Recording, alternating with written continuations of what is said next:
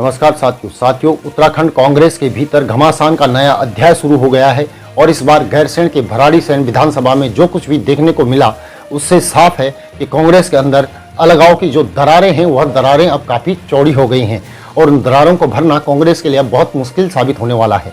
सियासी तौर पर हरीश धामी ने अपनी ही पार्टी के खिलाफ मोर्चा खोल दिया है। उन्होंने कांग्रेस के नेता प्रतिपक्ष और दूसरे विधायकों पर तीखे तंज कसे हैं और खुलकर आरोप भी लगाए हैं और कहा है कि उन्हें सदन के अंदर आपदा के मुद्दे पर बोलने नहीं दिया गया। आप सब देखते हैं, मैं जब से विधायक बना हमेशा चाहे कोई भी विधानसभा सत्र हो मैं आपदा के मामले को लाता हूं, कार्य स्थगन के मामले में।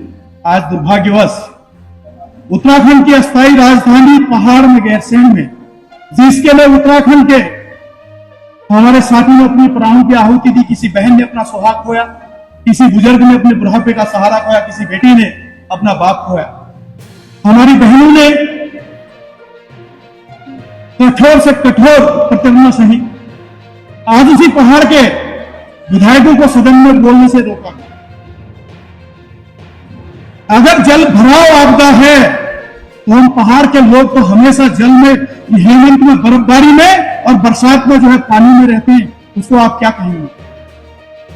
सत्ता पक्ष ने आधा घंटे का समय दिया लेकिन विपक्ष ने 5 मिनट का समय भी देना उचित नहीं समझा। वो भी एक सीनियर विधायक जो 3 बार जीत के आया, जिसने 2012 से लेकर 2022 तक डबल इंजन की प्रचंड सरकार की लहर को अपने विधानसभा में नहीं आने दिया। ये बड़ा दुख का विषय है। पहाड़ की अस्थायी राजधानी में पहाड़ के मुद्दे नहीं आए। कांग्रेस में टकराव वाली स्थितियां क्यों बन रही हैं? हालांकि विधायकों में आपस में फूट पर पहले से ही सवाल उठते रहे हैं, मगर अब हरीश धामी ने खुलकर यह ऐलान कर दिया है और स्पष्ट कर दिया है कि कांग्रेस में अंदर खाने क्या कुछ चल रहा है।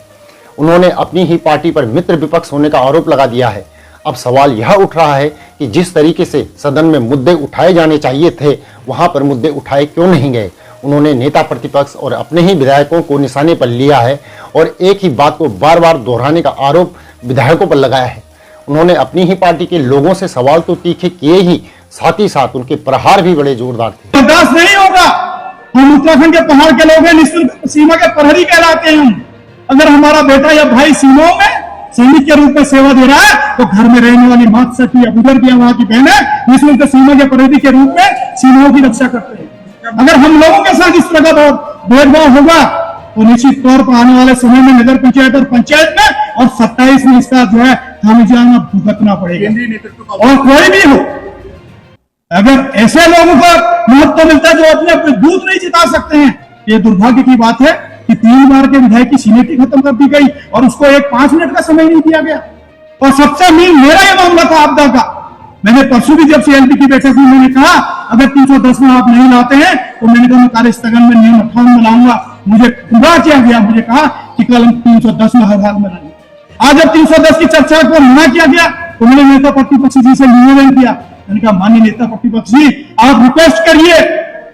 आपदा के मुद्दे पर उन्होंने सरकार से ज्यादा अपनी ही पार्टी यानी कांग्रेस को घेरा। उन्होंने सीधे तौर पर नेता प्रतिपक्ष को निशाने पर लिया है। सियासी तौर पर एक बिसात तो उन्होंने बिछा ही दी। आगे वह क्या करेंगे, कैसे करेंगे, यह देखना भी दिलचस्प होगा। लेकिन उन्होंने जनता के मुद्दों पर गंभीरता दिखाकर पक्ष और विपक्ष के नेताओं पर कई सवाल खड़े कर दिए हैं। हमारे साथ छला हुआ होगा और निश्चित तौर पर मैं आपके माध्यम से क्षेत्र की जनता से, पहाड़ की जनता से कहना चाहता हूं, अभी मैं जिंदा हूं, ये हाउस खत्म नहीं हुआ। मैं धरने में बैठ के भी इस पहाड़ की आपदा की जो लोगों की पीड़ा है उसको दूर करने का काम करूंगा। मैं जल भराव या नाली चौक के लिए लड़ाई नहीं लड़ता हूं। मैं जो वहां के लोग 20-20 किलोमीटर पैदल चल रहे हैं या स्वास्थ्य सेवाओं के लिए, कल आपने देखा होगा हमारा आखिरी गांव रालम, जिसको आज हमारी सरकार कहती प्रथम गांव, वहां से 2 व्यक्तियों को 1 महीने के बाद 30 किलोमीटर डोली में लेके आए, क्योंकि मौसम इस तरह से था वहां हेल ही नहीं किया और वहां पर 2 महीने से रास्ता नहीं है, लोगों का आवागमन बंद हो गया है। देश की सेना ने हाथ खड़ा कर दिया कि वहां पर हम कोई वैकल्पिक व्यवस्था नहीं कर सकते उन लोगों के लिए। धामी ने नेता प्रतिपक्ष के विरुद्ध बगावत का बिगुल बजा दिया है। उन्होंने खुलेआम चेतावनी दी है कि अगर हालात सामान्य नहीं हुए तो वह अपना इस्तीफा देने को भी तैयार हैं। यह बात उन्होंने अपनी पार्टी के प्रदेश अध्यक्ष को फोन पर बता भी दी है। कांग्रेस के अंदर जो कुछ भी हो रहा है, जो तूफान आया है, उसके लिए धामी राहुल गांधी और मल्लिकार्जुन खड़गे तक पहुंचने के लिए भी तैयार हैं। की बात आज सदन में जो मामले हमें थे, जो 2-3 महीने से सड़क बंद हुए हैं, वहां के लोग घर से बेघर हुए हैं, जो पुनर्वास की आस लगाए थे, जो इस देश से एक नए फैसले की उम्मीद कर रहे थे कि सदन में हमारा सेवक कुछ बोलेगा और सरकार उदारता दिखाते हुए बड़े दिल के साथ कुछ घोषणाएं करेंगे, लेकिन दुर्भाग्यवश जिन्होंने मुद्दे रखने थे उन्होंने ही मुद्दे रखने से हमको वंचित किया है। निश्चित तौर पर मैं इस मामले को आपके माध्यम से भी रख रहा हूं और मैं माननीय राहुल जी से भी और मल्लिकार्जुन खड़गे जी से भी निवेदन करूंगा कि ऐसे लोगों को चिन्हित करें जो पहाड़ के लोगों की पीड़ा नहीं समझ सकते। एक तरफ हमारा देश का नेता सड़क से लेकर सदन तक आम जनता के लिए संघर्ष कर रहा है और दूसरी तरफ देवभूमि में उनकी पार्टी के लोग पहाड़ के लोगों के पहाड़ जैसे जीवन के साथ खिलवाड़ करने का काम कर रहे हैं। ये बड़ा दुर्भाग्य का विषय है। अपनी ही पार्टी पर आरोपों की झड़ी लगाने के बाद हरीश धामी मुख्यमंत्री धामी के पास पहुंचे और आपदा के मुद्दों पर चर्चा कर समाधान निकालने की मांग की। अब बड़ा सवाल यह है कि कांग्रेस के अंदर जो सियासी आपदा आ गई है उसका समाधान कैसे होगा। हरीश धामी आगे क्या करेंगे, कैसे करेंगे, यह देखना भी काफी दिलचस्प होगा। तो दोस्तों, वीडियो को लाइक करें, चैनल को सब्सक्राइब करें। सुनने के लिए आभार, बहुत बहुत धन्यवाद।